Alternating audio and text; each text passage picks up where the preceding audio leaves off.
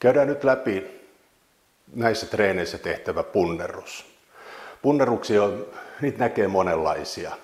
On näitä peruskoulupunnerruksia ja on vaikka minkä näköisiä punneruksia, mutta nyt käydään yksi punnerustyyli läpi.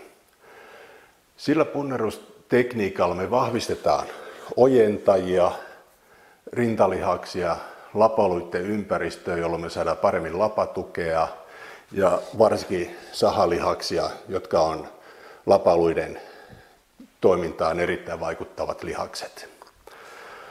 Lähdetään eka tässä seisopilteen käymään tekniikkaa läpi. Olkapäät on aina alhaalla. Vältä sitä, että olkapää nousee punneruksen aikana korviin, vaan se on siellä paikoillaan, jolloin meillä on tuki lavassa. Kädet on suorana edessä hartioiden leveydellä, sormet voivat pikkusen harallaan. Käännä sormia pikkusen ulospäin jälleen kello 1 ja kello 11. Ja tuo kyynärpäät kylkiä myöden taakse. Eli kun mennään alas, kyynärpäät tulee siitä kylkien vierette ja työnnetään itsemme ylös. Eli hartioiden levyinen asento, sormet pikkusen ulospäin harallaan ja kyynärpäät tulee kylkiä myöden ja työnnetään ylös. Meillä on 3 tasoa, millä me tehdään näitä punnerruksia. Toinen on suoralla vartalolla, taso 1. Taso 2 on polvet maassa ja taso 3 on negatiivinen. Käydään eka 1 ja 2 läpi. Eli mennään alas, kädet hartioiden levyydelle, sormet pikkusen ulos, kyynärtaipeita käännä sillä tavalla, että ne osoittaisi tuonne eteenpäin. Koretuki ja siitä kyynärpäät kylkiä myöden alas ja ylös. Taso 2, polvet maassa. Eli tästä alkuasennosta lasketaan vain polvet maahan ja tehdään siinä punnerrus samoilla spekseillä kuin taso 1. Alas, ylös.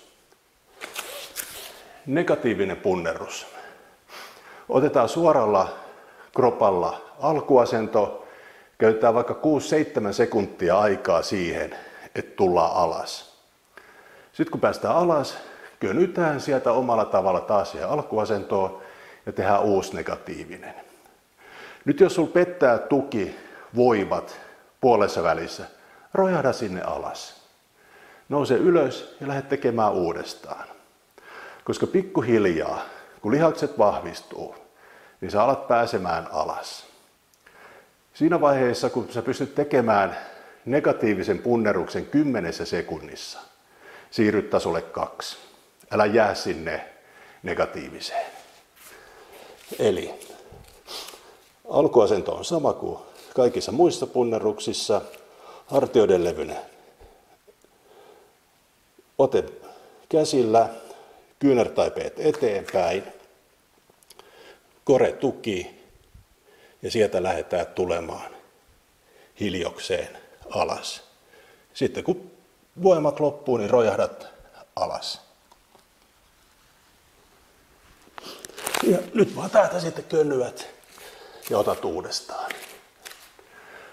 Se minkä takia mä sanoin, että kyynärtaipeet eteenpäin, niin kun me käännetään kyynärtaipe eteen, me saadaan tähän käteen semmoinen jousi, joka avittaa meitä tulemaan ylös.